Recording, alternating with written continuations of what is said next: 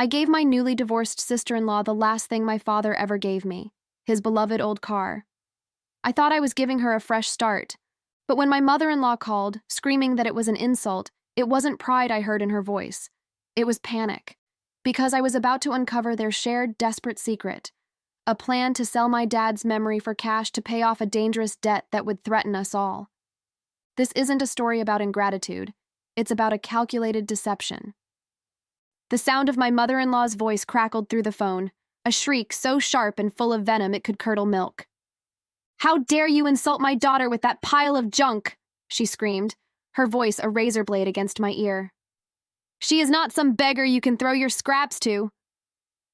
But to understand the sheer, calculated insanity behind that phone call, we have to go back 48 hours. It was the day I handed my sister-in-law the keys to what I thought was her new beginning. Before I tell you what happened when I gave her the car, you need to know about the car itself. It wasn't just a car. It was a forest green 1998 Toyota 4Runner, and it was the last project I ever worked on with my dad before he passed away. I can still smell the garage from that summer, the sharp scent of engine oil mixed with the sweet smell of the pine trees in our yard. I can still feel the worn-out texture of the leather seats, cracked from years of sunlight and adventures. My dad's hands, calloused but gentle, would guide mine as he taught me how to buff the chrome until it gleamed, how to listen for the low, healthy rumble of the engine. "You take care of her, kiddo," he'd said, tapping the hood, "and she'll take care of you." It wasn't just metal, glass, and rubber. It was the last tangible piece of my father's memory. It was priceless. For years, that car had been my fortress of solitude, my escape pod, my reliable friend. But I have a new car now, and the 4Runner mostly sat in our garage, a silent monument to the past. So when my sister-in-law, Sarah, found her life imploding, it felt like the universe was pointing me to a solution. Her divorce had been brutal. The story she told everyone was that her husband kicked her out after she suggested an open marriage, a desperate attempt to reclaim the wild 20s she'd lost to young motherhood. He got the house, the savings, and she got the kids and a bus pass. Seeing her struggle was a real gut punch. She was living with my mother-in-law, taking 3 different buses to get to her new waitressing job, and trying to hold it together for her 2 young twins. My husband and I felt we had to do something. So, after a long talk, we made a decision. We were going to give her the 4Runner, no strings attached. A full tank of gas, a fresh oil change, a clean slate. We drove it over to my mother-in-law's house. When we pulled up, Sarah was on the porch, looking exhausted. When I held out the keys, her eyes widened. "What is this?" she whispered. "It's yours," I said, my voice thick with emotion. "To get to work, to take the kids to the park, to start over." She threw her arms around me, a sudden tight hug. "I don't know what to say," she stammered, and for a second I saw tears well up in her eyes. It felt right. It felt good. But then, as she pulled away, the moment soured. The hug felt quick. As she took the keys, her eyes weren't filled with relief. They were scanning the car, from bumper to bumper, with an expression I couldn't quite place. It wasn't gratitude. It was more like assessment. She walked around it, running a hand over the hood. I expected questions about the gas mileage or the quirks of the old engine. Instead, she turned to me with a bright, slightly forced smile. "Wow, thank you so much, really. This is a lifesaver," she said. Then she paused, tilting her head. "Just a quick question. Is the pink slip, easy to transfer? I'm just asking for registration purposes later, to make sure everything's official." The question hung in the air, oddly technical and cold. So transactional. My husband and I exchanged a quick glance. At the moment, I brushed off the strange feeling coiling in my gut. Of course, she's thinking about practicalities, I told myself. She's just been through a traumatic life event. I chalked it up to stress. I showed her the paperwork in the glove box and we left, feeling like we had genuinely saved her. I thought I was handing her a fresh start. I was wrong. I was handing her the tool to execute a plan I couldn't possibly imagine. For 2 days, a pleasant quiet settled over us. I pictured Sarah driving to work, a little bit of freedom restored, the low rumble of the 4Runner's engine a steady rhythm for her new life. I felt a sense of peace, the kind that comes from doing something genuinely good for someone you care about. That peace was shattered on Tuesday morning when my phone buzzed against the kitchen counter. The name flashing on the screen made my stomach clench. My mother-in-law. We rarely spoke directly. She usually went through my husband, a buffer for her constant negativity. My first instinct was to ignore it, to let it go to voicemail and deal with the inevitable drama later. But a strange curiosity, a little flicker of unease from that day on the porch, made me answer.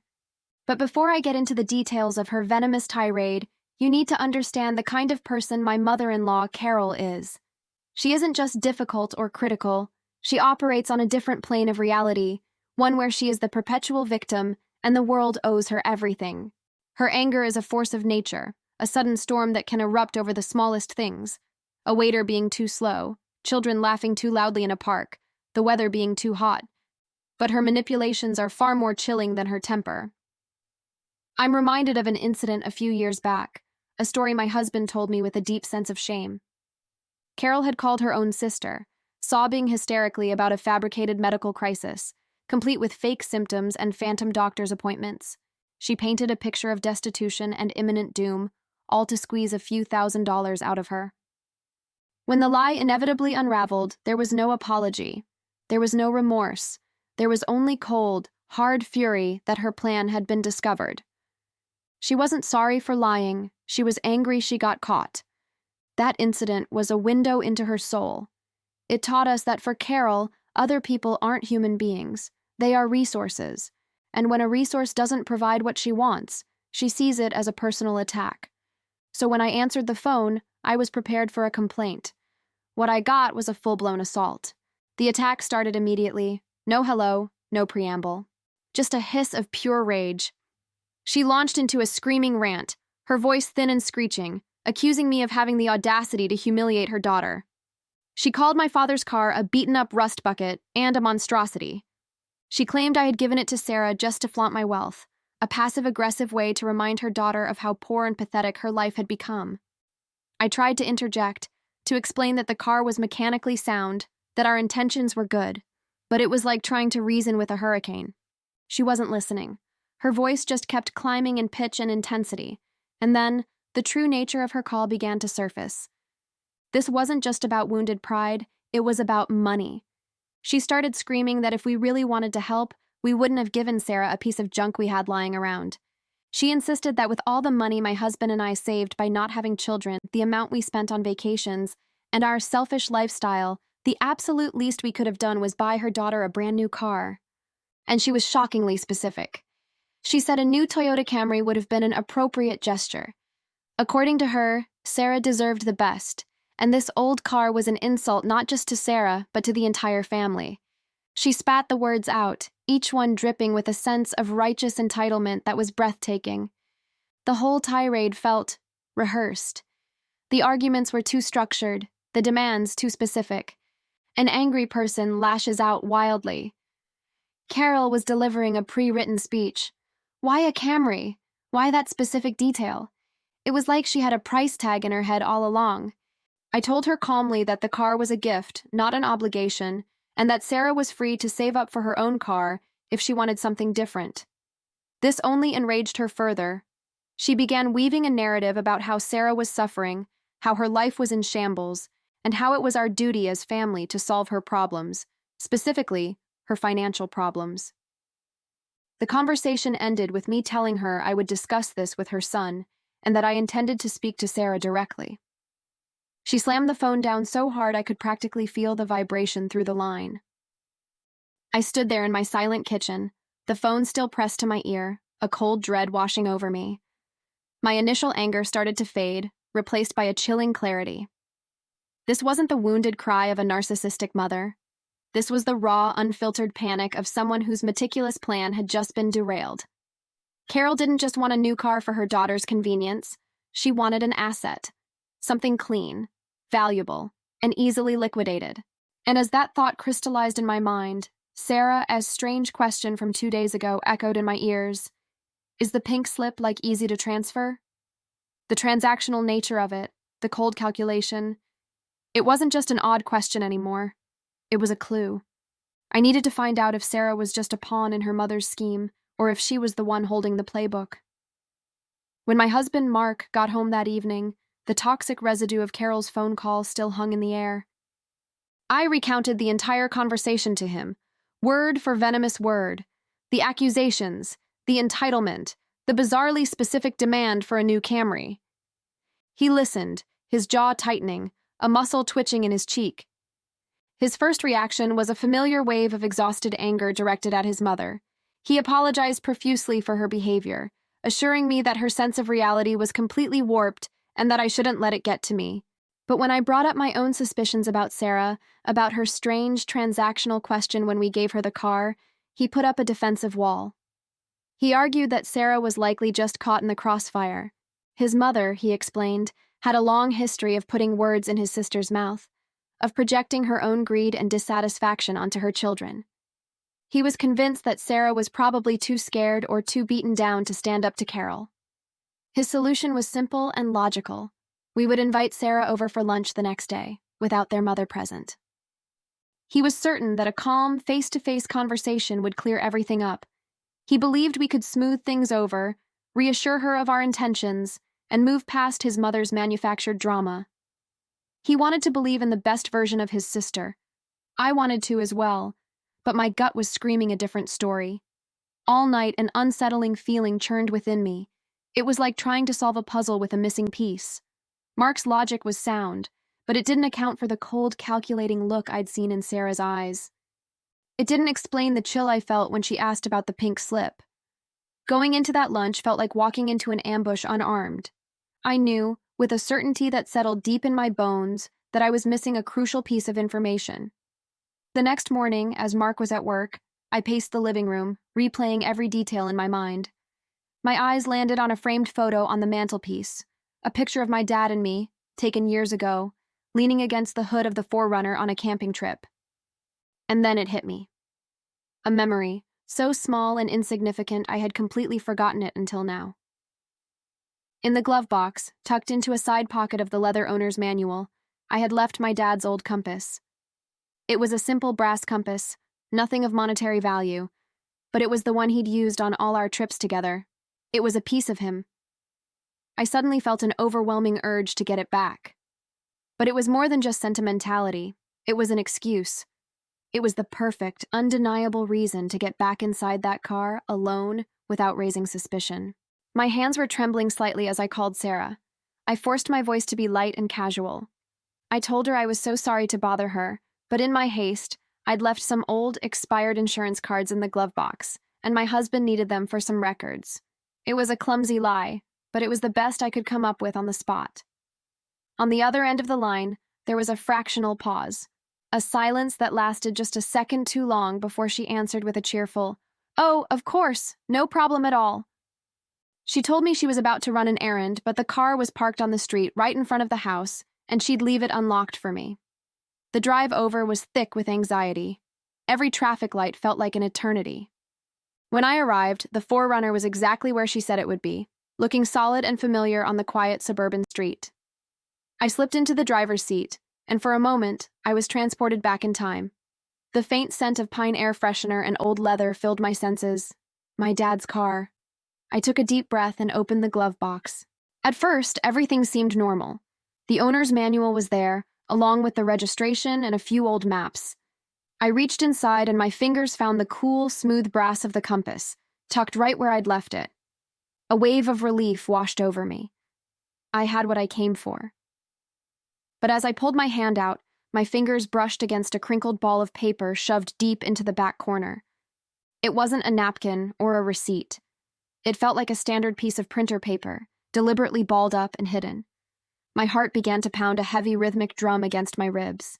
I carefully pulled it out and smoothed the crumpled paper across my lap. The words at the top of the page made the air freeze in my lungs. It was a printout from one of those websites, the kind with big bold letters that read, "We buy any car for cash." And right there, in the designated fields, were all the details of my car, the make, the model, the year, the VIN. And at the bottom of the page was a cash offer estimate. The date on the printout was from the day before, less than 24 hours after I had given her the keys. She had never intended to drive it. She was going to sell it. The sheer, premeditated nature of the betrayal was staggering. But there was something else. Tucked beneath the first paper was a second folded document. It was a carbon copy of a receipt.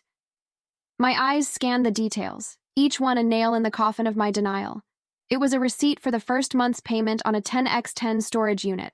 The facility was on the industrial side of town. The name on the rental agreement was Sarah's. And the most damning detail of all, it was paid for in cash, dated the very same day as the car appraisal. What in the world was she hiding? If she was so broke that she needed to sell the car for a quick buck, why would she be spending money on a storage unit? The questions swirled in my head, dark and menacing. This was no longer about an ungrateful sister-in-law. This was something else entirely. This was a conspiracy. I drove home in a daze, the two pieces of paper feeling like concrete evidence on the passenger seat beside me. When Mark walked through the door that evening, I didn't say a word. I just laid the crumpled appraisal and the storage unit receipt on the kitchen table. He picked them up, his brow furrowed in confusion. I watched his face as he read. I saw the exact moment the pieces clicked into place. The confusion melted away, replaced by a stunned disbelief. Then, the disbelief hardened into a look I had never seen on him before. A cold, quiet fury. The last ounce of doubt he had for his sister evaporated under the harsh reality of the evidence. He looked up at me, his eyes dark. "Okay," he said, his voice dangerously low. "The lunch is still on, but we're not clearing the air anymore." He tapped the papers on the table. "This isn't a conversation, it's an interrogation." We had proof of her intentions now. But a much bigger, darker question loomed over us. Why did she need the cash so desperately? And what secrets was she paying to keep locked away in that storage unit? We were only just beginning to scratch the surface of her lies. Have you ever sat in a room so thick with unspoken truths that you could barely breathe? That was our dining room that Wednesday. We had set the stage for a casual lunch, a final attempt to cling to the fiction that this was a simple misunderstanding. Sarah arrived right on time, her two kids in tow, a perfect mask of cheerful innocence plastered on her face. She commented on the new centerpiece on the table, complimented the smell of the food, and herded her children into the backyard to play, completely oblivious to the storm that was about to break. The sound of their laughter drifting in through the open door felt like a cruel joke, a soundtrack from a different, happier reality. As we sat down, the clink of silverware against plates was unnervingly loud in the suffocating silence. The warmth of the food on my plate felt obscene against the cold knot of dread tightening in my stomach. My husband, Mark, didn't waste time with pleasantries. He let her take a few bites, allowing the charade of normalcy to hang in the air for a moment longer before he shattered it completely. He didn't raise his voice. He didn't make an accusation. He simply reached into his pocket, pulled out the two crumpled pieces of paper, and slid them across the polished wood of the table. They came to a stop right next to her plate, the cash for car appraisal and the receipt for the storage unit. He leaned back in his chair, his arms crossed, and with a voice as cold and hard as stone, he demanded an explanation. The transformation was instantaneous and shocking. The cheerful mask didn't just slip, it shattered into a million pieces. Her face went chalk white, her fork clattering onto her plate. For a split second, a flicker of raw panic, of a cornered animal, flashed in her eyes before the tears began. It started as a whimper, then erupted into full-blown body-racking sobs. The initial denial was weak and sputtering. She claimed she was just exploring options, that the stress of her situation made her do crazy things she didn't mean. She insisted the storage unit was for old baby clothes she couldn't bear to part with. The lies were so flimsy, so transparent, it was almost insulting. When it was clear we weren't buying a word of it, the performance shifted. The narrative changed. This was the moment the floodgates opened, and a torrent of confessions, or at least what she wanted us to believe were confessions, came pouring out. This was the second plot twist. She admitted, between gasping sobs, that the story about the open marriage was a complete fabrication. It was a lie she had concocted to save face, to paint herself as a victim instead of the one responsible for the marriage's collapse. The truth, she claimed, was far more pathetic. She explained that she had been drowning in debt for months, hiding it from her husband.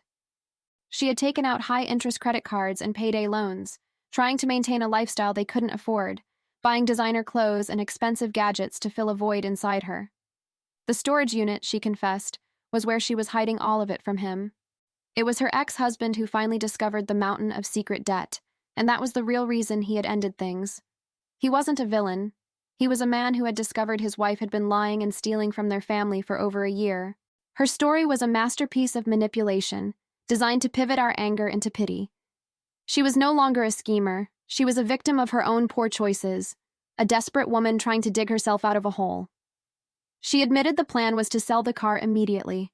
The cash was supposed to be a lifeline, a secret fund to start paying off a particularly nasty loan shark who was making threats. She swore that her mother knew nothing about the debt, only that they needed cash, and that Carol had taken it upon herself to launch the attack on me. She painted a picture of herself as a damsel in distress, making one bad decision after another. But even as she spoke, weaving this intricate tapestry of victimhood, a part of my brain was flagging inconsistencies. The story was a little too polished, her tears a little too perfectly timed. It felt less like a raw confession and more like a carefully crafted plan B. My husband, to his credit, was no longer susceptible to her games. The evidence on the table had inoculated him against her tears. He listened to her entire sob story, his face an unreadable mask of stone. When she was finished, her tear-streaked face hopeful, he didn't offer comfort. He simply told her that her lies were her problem to solve, not ours. He informed her that the gift was revoked. He told her to leave the car keys on the table when she was done eating. That was when the final and most terrifying transformation occurred. The moment she realized the pity party was over and the money train was not leaving the station, the desperate victim vanished. In her place was something cold, ugly, and dangerous. Her tears dried up instantly, her eyes narrowed, and a venomous sneer twisted her lips. She argued that we couldn't just take the car back, that we had given it to her. When we stood firm, her desperation turned into a threat.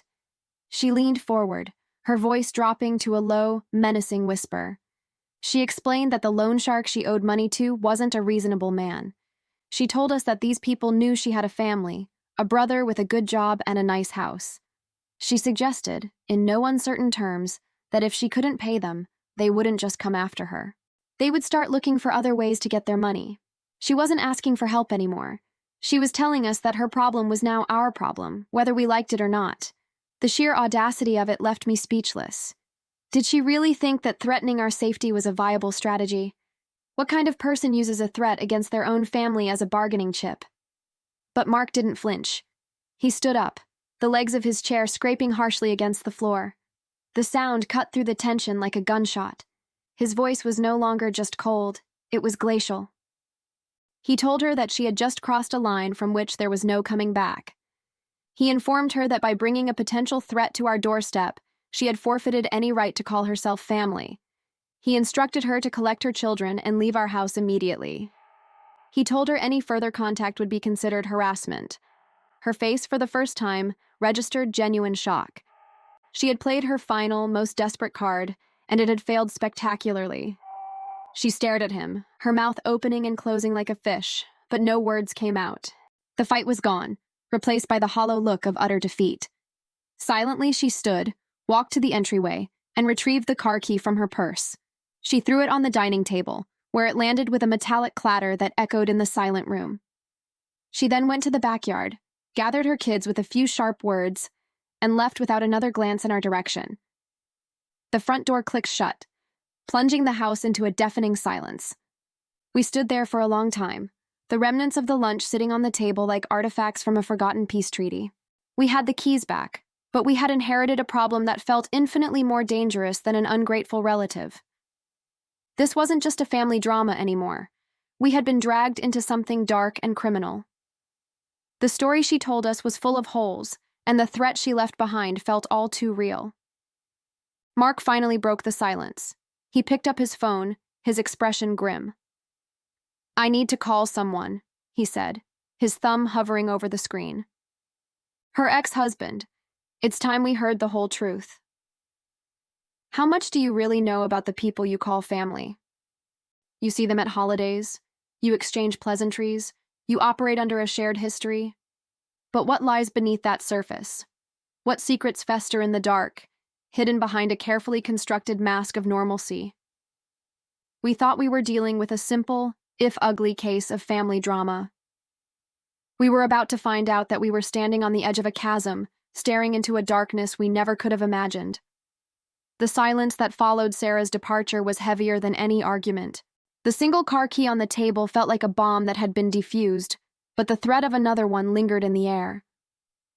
Mark stood there for a long moment, staring at the front door, before his gaze shifted to his phone. There was no hesitation now, no lingering loyalty clouding his judgment. He found the contact for David, his sister's ex-husband, and pressed the call button. The phone rang once, twice, 3 times. Each ring felt like a lifetime. We both half expected him not to answer, to have blocked Mark's number months ago to preserve his own sanity. But then, the call connected. David's voice on the other end was exactly what you'd expect, guarded, exhausted, and utterly devoid of warmth. He sounded like a man who had survived a war and had no interest in revisiting the battlefield. Mark started slowly, explaining that something had happened, that he wouldn't be calling unless it was serious. David's responses were clipped and non-committal, clearly trying to end the conversation as quickly as possible. He had built a wall around his new life, and he wasn't about to let any of his old problems breach it. I could see the frustration on Mark's face, the fear that this last avenue for truth was about to close. And then, Mark played his final card. He told David in a low, steady voice about the threat. He repeated Sarah's words about the loan shark, about how these people knew where we lived, and how she had tried to use that as leverage. The silence on the other end of the line was profound. It was a silence filled with a dawning horror and a deep, weary resignation. When David finally spoke again, his voice was different. The guarded exhaustion was gone, replaced by a tone of grim necessity. It was the voice of a man who knew a terrible secret, one he had hoped to bury forever, but now understood had just crawled out of its grave. He told us to sit down. He was going to tell us everything. And as he spoke, the final pieces of the puzzle didn't just fall into place. They rearranged themselves into a picture so grotesque and twisted that it was barely recognizable. This was the final, ugliest truth. The debt, David explained, was never about designer clothes or credit cards. That was just another layer of the lie, another story Sarah had invented.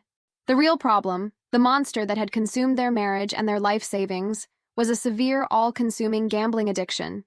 It had started small, with online poker and slot machine apps on her phone, but it had metastasized into a full-blown disease.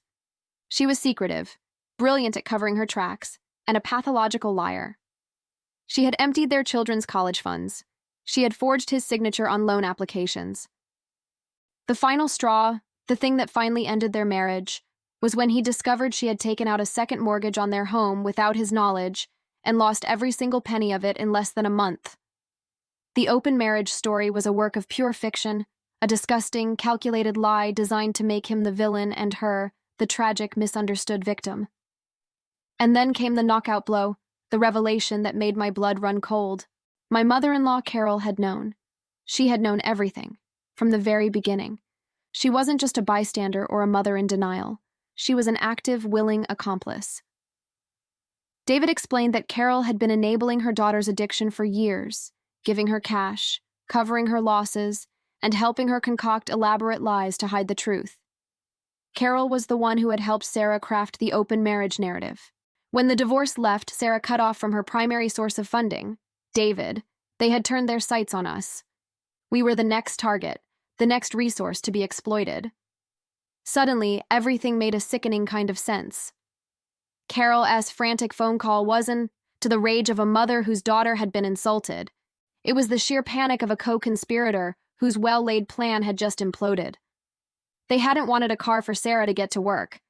They wanted a brand new, valuable asset that could be immediately flipped for thousands of dollars in untraceable cash to feed the gambling machine and pay off the sharks who were closing in. Our gift of an old, sentimental car had thrown a wrench into their entire scheme. The lies, the manipulation, the threat, it was all part of a desperate, coordinated effort between a mother and daughter, bound together not by love, but by a dark and destructive secret. We hung up the phone, and the silence that filled the room this time was one of profound shock and revulsion. The people we thought we were dealing with, an ungrateful sister, a narcissistic mother, they didn't exist. They were fictional characters in a long-running play. The real people were an addict and her enabler, a parasitic duo who viewed family not as a source of love and support, but as a field to be harvested. The last vestiges of guilt, of wondering if we had been too harsh, were scoured away, replaced by a cold, hard certainty. We finally understood the full scope of the deception. We were no longer navigating a family dispute. We were extracting ourselves from a toxic, dangerous web of lies, and we knew, with absolute clarity, what we had to do next. There's a strange kind of peace that comes after the worst possible truth is revealed. The anxiety of the unknown is gone, replaced by the grim but solid ground of reality. After the call with David, there was no more debate, no more second-guessing. Mark and I didn't need to discuss what to do next. We both knew. The time for conversations and confrontations was over. It was time to build a wall. That night, we sat side by side at the kitchen table and composed one final email. It wasn't written in anger or filled with accusations. It was cold, clinical, and final. We addressed it to both Sarah and Carol. The message was simple. We knew. We told them we had spoken to David and that we knew everything. Not about some fictional shopping debt, but about the gambling addiction, the lies, the stolen money, and Carol's role as an enabler in the entire sordid affair. We stated, in no uncertain terms, that all communication from that point forward was to cease immediately. Any attempt to contact us by phone, text, or in person would be reported as harassment, but we knew we couldn't just walk away from the two innocent children caught in the middle of their mother's destructive vortex. We informed them that we would be setting up a legally binding trust fund for the twins. It would be strictly for their future education and major medical expenses, managed by an independent third-party financial firm. This was our way of ensuring the kids had a chance, a safety net that their mother and grandmother could never, under any circumstances, touch. It was our final act of love for them, and our final act of severing ties with the adults who were meant to protect them. The last piece of business was the Forerunner. It sat in our driveway, no longer just a car, but a symbol of our naivety, a vessel for their deception. For a moment, I considered keeping it, trying to reclaim the memories of my father, but the truth was the car was now tainted by the experience. So the following week, I sold it. I watched the new owner drive it down the street, a piece of my past rolling away, and I didn't feel sadness. I felt closure. The memory of my father wasn't trapped in the steel and leather of that car. It was in the lessons he taught me, to be kind, but to never, ever be a fool. To have a big heart, but also an unbreakable spine. The money from the sale became the seed money for the children's trust. The car, my father's last gift to me, performed one final act of service. It was no longer about providing a fresh start for my sister-in-law, but about securing a future for her blameless children. We finally unraveled the truth behind Sarah's desperation. But in doing so, we were forced to learn a much harder lesson about family, boundaries, and the painful necessity of self-preservation. Cutting off family feels like a failure, like you're breaking some sacred, unspoken rule. But sometimes, building a wall isn't an act of hate. It's the only act of self-love you have left.